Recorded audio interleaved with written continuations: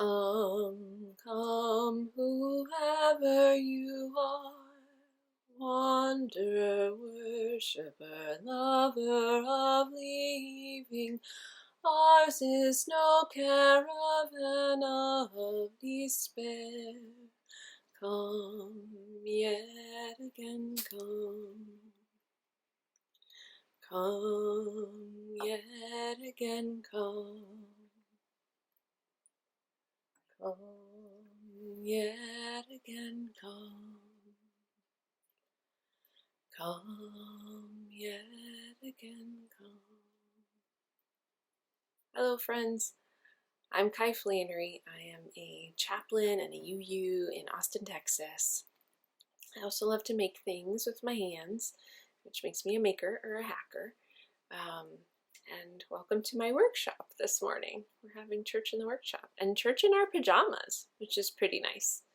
I hope you've got your cup of coffee or tea. I've got mine right here. Got a little grumpy cat on it. I'm hoping really hard that y'all are doing well in San Antonio, that you're experiencing good health, that you're taking good care of your neighbors, that your neighbors are taking good care of you, and that y'all have the resources that you need. I have such gratitude for your presence today, and I hope you'll make your presence known on the group chat feature here on YouTube. You can write to other people who are tuning in right now. You can just leave notes. So I look forward to connecting with you in that way. So whatever you're wearing, whether or not you did your laundry, whether you're getting along with your family or not, I give thanks for your presence here in this community today, and I'm really glad to be with you. So one of the things that the congregational president, David Rodriguez, thought about was that it might be nice for us to offer up some joys and sorrows together. You can try that by chat if you like, and maybe you also want to light a candle in your own home. You're free to do that. And so I'll wait a minute here, and as people gather their thoughts, I'll just say that part of being in a community is this power, whether in the same room or in our own living rooms miles away from each other, to share something of our hearts with one another. So I think I'll lift up today maybe a sorrow first. The lives that we have lost as part of this pandemic. The story of a man I read in Italy who could not be with his parents, his elderly parents, though they were dying. He could not be there for their last breaths. And I lift up with sorrow and with some anger the narratives that can surround this illness. That this can be spun into nationalism or hatred or ignorance. We somehow continue to play these games at this very serious time. So yeah, I light a candle for those things. And also in lifting up our joys, I'll lift up today with gratitude the places where this illness brings us together in communication, in service to one another, all these gifts of community. The makers in Italy and the Czech Republic who are coming up with face shields on 3D printers. The sewing community who are sharing designs on making face masks that are working for people in healthcare. Makers who are reaching out to others all over the world to support our medical professionals. That's very inspiring, and that brings me joy. Thank you.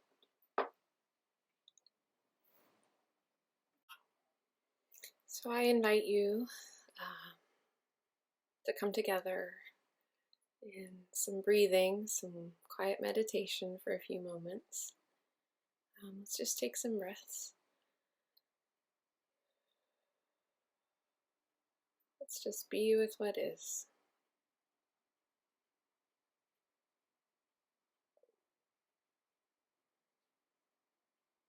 the sounds of our bodies, sounds in our homes, the sounds outdoors,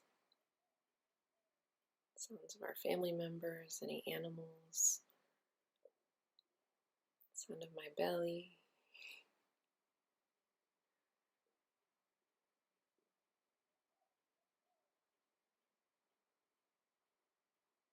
Let's just spend some time focusing too on our breath as it comes into the body and goes out again.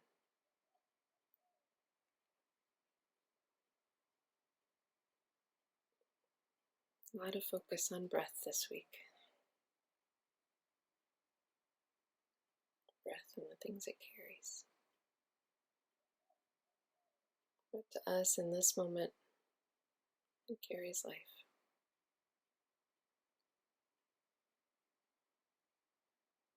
It carries connection to all the parts of our body.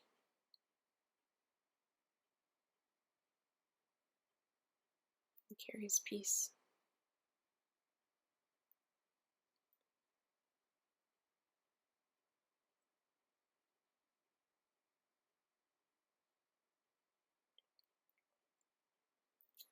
What if you thought of it as the Jews consider the Sabbath, the most sacred of times? Cease from travel, cease from buying and selling, give up just for now on trying to make the world different than it is. Sing, pray, touch only those to whom you commit your life. Center down. And when your body has become still, reach out with your heart. Know that we are connected in ways that are terrifying and beautiful. We could hardly deny it now. Know that our lives are in one another's hands. Surely that has become clear. Do not reach out your hands. Reach out your heart. Reach out your words. Reach out all the tendrils of compassion that move invisibly where we cannot touch. Promise this world your love, for better, for worse, in sickness and health, so long as we all shall live. This poem is called Pandemic. It's by a UU Jewish minister whose name is Lynn Unger. She wrote it a week ago. Today, as part of this congregation's ongoing theme around liberation, we'll be talking about some of the places where the work of justice is a creative act. And I think we're seeing that happen, come together in a really interesting way with all of this illness and the fact that we couldn't prepare for it. And now we see a lot of folks stepping in to try and help, doing creative efforts all over the world to try and support their healthcare communities. I just love how the very process of creating and the process of justice kind of fit together in some really interesting ways. Feel free to post your thoughts below. So poet Marge Piercy, you may recognize this from your Gray hymnal. She pulls these ideas together for us in her poem to be of use, and I'm excerpting it here. The people I love the best jump into work head first, swim off with shore strokes almost out of sight. I love people who harness themselves, an ox to a heavy cart, who pull like water buffalo with massive patience, who strain in the mud and the muck to move things forward, who do what has to be done again and again. I want to be with people who submerge in the task, who go into the fields to harvest and work in a row and pass the bags along. They are not parlor generals and field deserters, but move in a common rhythm, when the food must come in or the fire be put out. The thing worth doing well done has a shape that satisfies clean and evident. The pitcher cries for water to carry, and a person for work that is real. So I'm a member of a makerspace here in Austin, This is mine and my partner's workshop that we're in this morning. And I'll tell you that I came to maker culture a little later in life. I mean, I've always, since I was a little kid, took apart my first alarm clock. I've always been curious about how things worked. I've always wanted to get inside that mystery of how ideas become a reality. And that's a thing that's been meaningful too in my justice work, how a hope or a wish or an inkling that things could be different actually turns into a new reality, how we walk that path. I'll say that in hospice too, where sitting down with a family and listening can sometimes be the deepest act of justice that we can offer. I'll say I'm not the most accomplished maker. I mostly make things that people can use. Shelves, boxes, small encouragements to help people get through the day. Things on a laser. I do a lot of work in the wood shop. I'm learning to weld. But at this makerspace, I get to spend time with some of the brightest technical minds in my city. People who read machine manuals the way that I read psychology textbooks or murder mysteries. And I'll just say it takes a lot of courage to go into the shop. Like it takes courage to go to a protest, to risk believing that things could be different. We know we're going to meet things that we don't know how to do. We could be embarrassed. We know there will be vulnerability. We know we'll make mistakes, and yet we show up. I love that. I think that's one of the first revolutionary things about the act of creation. We're harnessing our attention on a problem. And there's a love and a dignity in that. It all starts with a problem. So I want to lift up. I've been reading about the Filipino farm workers in California. In the 1960s, this group of men was called the Manongs, Filipino for older brother. And these guys started coming sometimes as seasonal workers to the U.S. through the 1920s and 30s even. They were really hoping to find education and good work and to start a family. Unfortunately, what they found was that the pay was much below minimum wage. There was racism, racist laws that would not allow them to marry white people. Any efforts to advocate for the workers' needs or salaries for decades was met with violence. There were thugs that were hired by the great companies to threaten and break up the groups of workers when they came together to form a union. And there are also clear records of different ethnic groups being pitted against one another. So that happened in California, that happened in Texas, that happened all over. If you complain, we'll just hire the Mexican workers, the Filipino workers, the white workers, the black workers who will work for what we're paying. So this is an outline of this very tricky problem. So in 1965, this group of Filipino farm workers, men in their 50s and 60s who had been doing this work for decades, went on strike, asking for a federal minimum wage. Earlier in that year, they had gone on strike and won an extra 15 cents an hour. And so they decided they were going to go all the way for minimum wage. Dartmouth historian Matt Garcia says about this group of guys, they were focused like a laser. They were aging, they needed health care, they needed better benefits. But even with this laser-like focus, to create anything new, they knew that they needed relationships. They couldn't do this on their own. The Manong were very focused, but they also had an eye on the others who were in a similar situation. So they reached out to the National Farm Workers Association, a large organization led by Cesar Chavez and Dolores Huerta, and they asked if this group would join them. So Dolores Huerta and Cesar Chavez Cesar Chavez in particular just thought, I need 2 years, 3 years to organize people into a strike. I can't do this right away.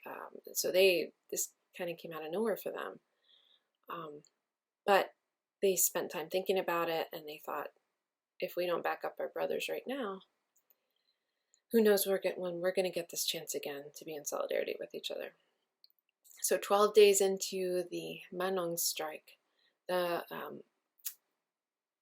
National Farm Workers Association, mostly Mexican-American group, joined that strike, joined with the Filipino Americans, and they all created together the United Farm Workers. So this is interesting too, this part of the story, because I think another thing that I learn in the workshop all the time, is that we've all got these different areas of expertise that we bring to bear. Even if I'm really good at this one part or this one machine, even if I've done this a million times and can do it in my sleep, there's going to be some part of the project that I need some help with. So the Manong were focused, and they knew what they wanted and they knew what they needed, and they were willing to go for it. The National Farm Workers Association, they had a different situation, and the Filipino American guys, they were primarily single. The Mexican American folks had families there. They had been born into farm working families often. They had picked grapes in their same region for a really long time. Sometimes the children of the owners their parents had worked for. So according to some historians, the Filipino American workers who were single men and more mobile had been exposed to more ideas, and had seen many farms because they were seasonal workers and they'd traveled. They knew that there were some better conditions in some places, and they'd also seen their collective power to bargain show fruit. So Cesar Chavez, though, with all of the families that were part of his organization, he had the idea, or he and Dolores had the idea of bringing in U.S. families, all the U.S. families, to support their efforts, asking people across the country to boycott grapes in order to help the farm workers negotiate with the grape companies. So we may know one piece of the puzzle really well, but in justice work and in creation, we have to bring in the knowledge of our neighbors and really internalize that and understand it as we're strategizing. In healthy creative communities and healthy justice communities, everybody's learning all the time. There's no single genius who makes a community run. No single person who can substitute for community involvement or the willingness to work together. This is also a principle of justice, an essentially creative principle, and a core principle of UU theology, which is that custom or power do not equal truth. We don't believe that what we've always been told is true. In order to take a creative approach, we need to cut through the commonly accepted inaccuracy. For the longest time, we as humans thought that ships should only be made out of wood, because wood floats, obviously. And it took years of experiments and a grasp of principles of buoyancy and water displacement and a lot of risks and chances for a ship to be built primarily of metal. So this place is the place where we realize that people who do their cleaning for a living, people who are raising children for a living, are doing actual work. This is where we realize that white-collar crime is still crime.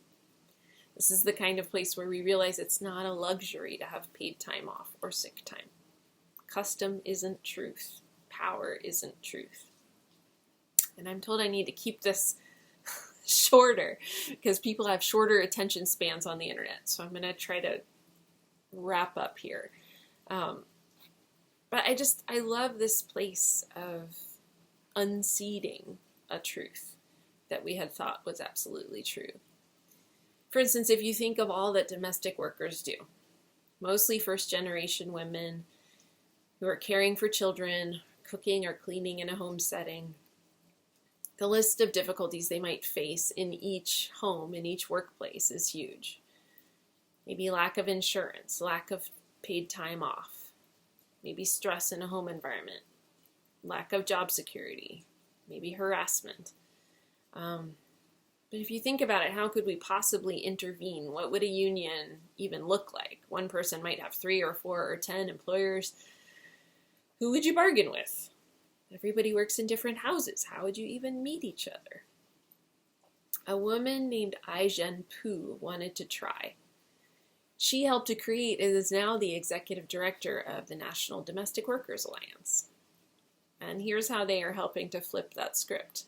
On their website, they write, despite how important the work of caring and cleaning is to millions of American working families, domestic work has always been among the most undervalued and vulnerable jobs in the economy.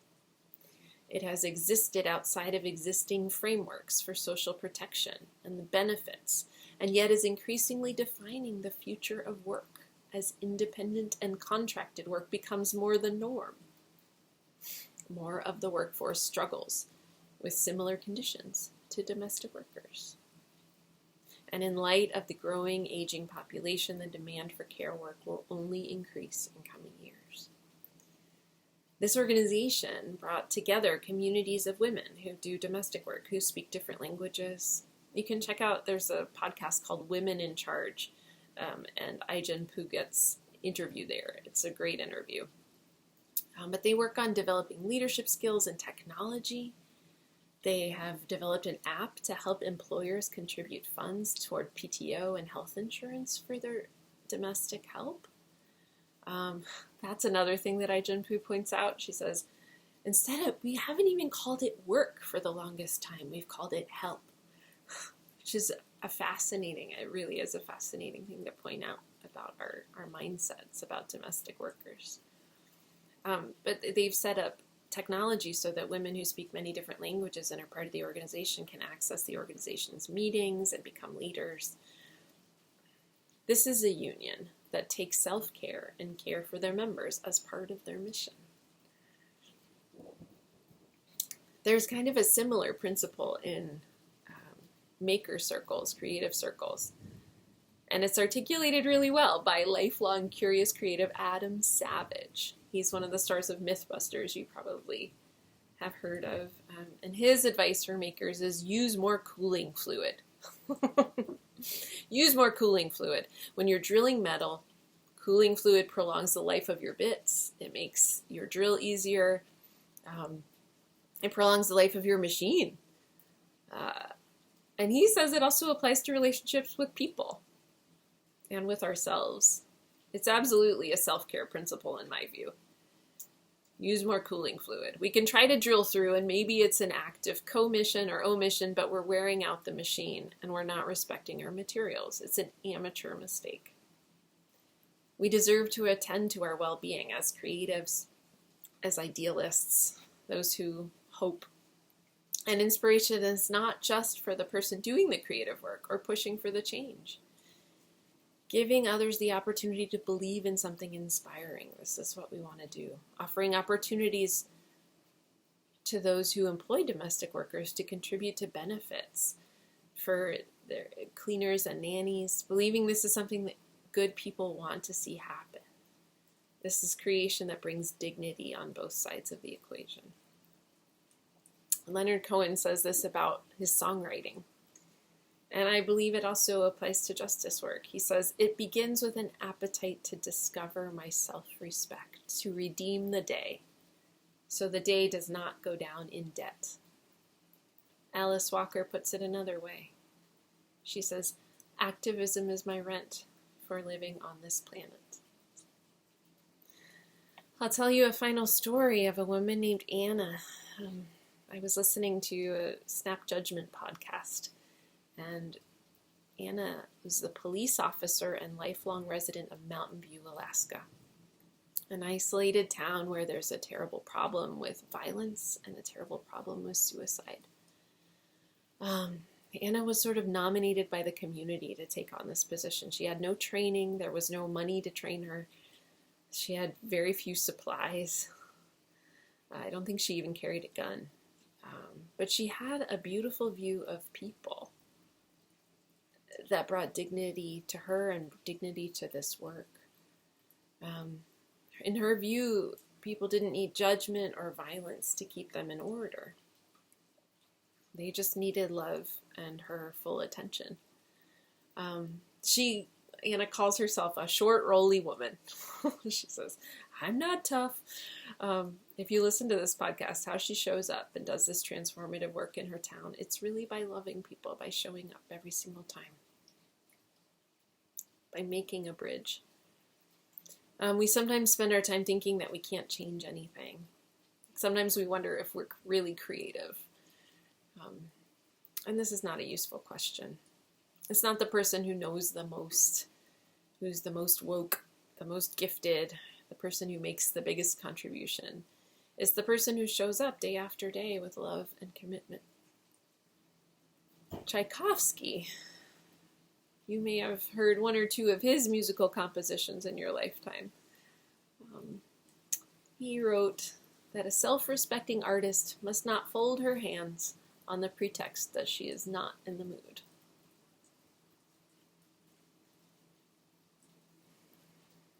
And Mary Oliver writes, the most regretful people on earth are those who have felt the call to creative work, who have felt their own creative power restive and uprising, and gave to it neither power nor time. One of the greatest principles of maker culture, of hacker culture, is that we all can create.